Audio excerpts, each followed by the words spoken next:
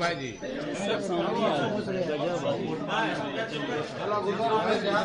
सियाही तनी आराम से लगाइए।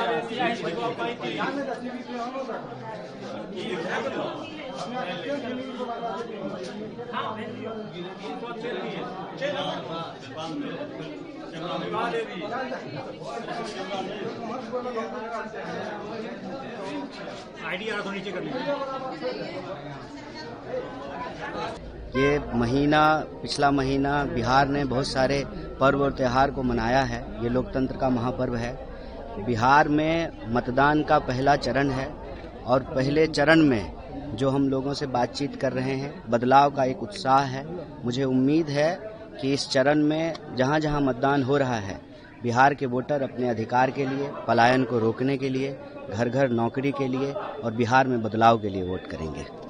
कन्हैया जी, राहुल गांधी आरोप लगा रहे हैं वोट चोरी का, इस पे क्या कहना चाहिए? आरोप नहीं लगा रहे हैं, सबूत के साथ, तथ्य के साथ दावे से कह रहे हैं कि चुनाव आयोग अपने काम को ठीक से नहीं कर रही है।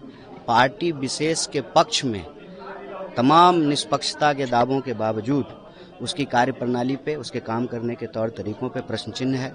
ये चुनाव आयोग की जिम्मेवारी है कि संवैधानिक संस्था का दायित्व निभाए, किसी पार्टी विशेष के प्रकोष्ठ के रूप में कार्य न करे। मतदान के बाद केंद्रीय मंत्री गिरिराज सिंह ने एक बार फिर बुर्के को सवाल कर दिया कि बुर्के की सभी जांच होनी चाहिए, जो भी लोग पहन कर रहे हैं। अरे बिना बात का बात करते रहते हैं। आप स्टोरी देखे ना, गृह मंत्री बिहार में आकर के कहते हैं कि घुसपैठिया, प्रधानमंत्री आकर के कहते हैं पाकिस्तानी, जबकि चुनाव आयोग ने कहा है कि एक भी बाहर का वोटर नहीं पाया गया एसआईआर में। या तो चुनाव आयोग कह दे कि उसकी प्रक्रिया में गड़बड़ी है, या भाजपा के लोग कह दें कि वो राजनीतिक जुमलेबाजी करते हैं। और बिहार के लोगों के जो असली सवाल हैं, 20 साल से वो शासन में हैं, उन सवालों का कोई जवाब उनके पास नहीं है। लोकतंत्र का महापर्व है। आज पहले चरण का बिहार के कई जिलों में मतदान हो रहा है। सभी बिहार वासियों से अपील है कि अपने मुद्दे पे, अपने बाल बच्चों के भविष्य के मुद्दे पर, रोजी रोटी, कपड़ा, मकान, शिक्षा, स्वास्थ्य, सड़क, बिजली, पानी और अपने आत्मसम्मान के लिए मतदान कीजिए।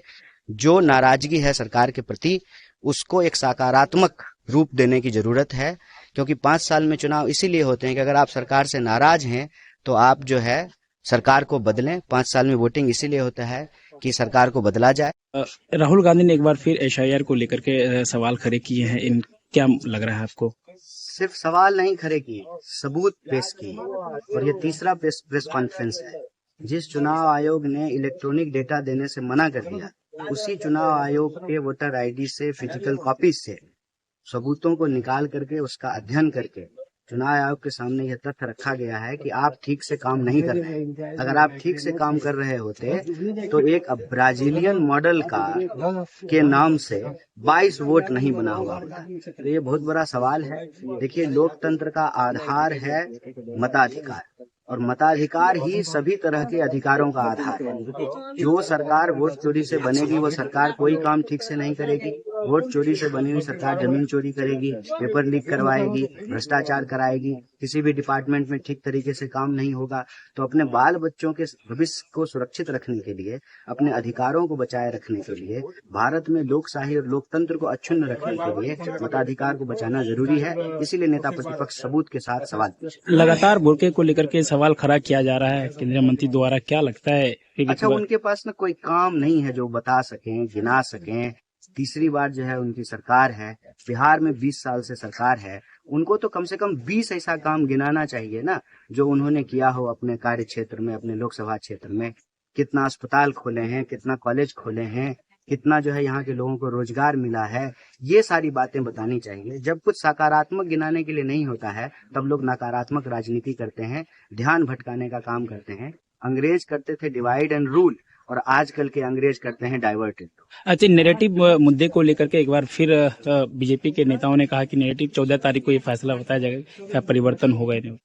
अच्छा, अगर चोरी नहीं किए होंगे तो इतना अति आत्मविश्वास की आवश्यकता नहीं है, फिर तो जनता तय करेगी 14 तारीख।